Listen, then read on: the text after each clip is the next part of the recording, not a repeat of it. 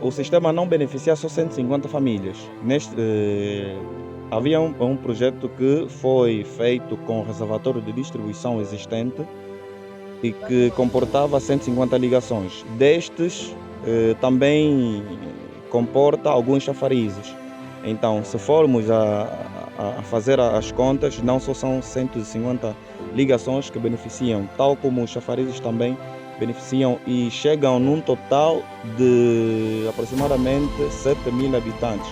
Com o sistema entrando em funcionamento, conseguimos atingir o pico de 20.000 habitantes, uma vez que o sistema tem a capacidade para captar, tratar e distribuição, mas que está neste momento em análise o possível projeto para as ligações domiciliares do seu todo.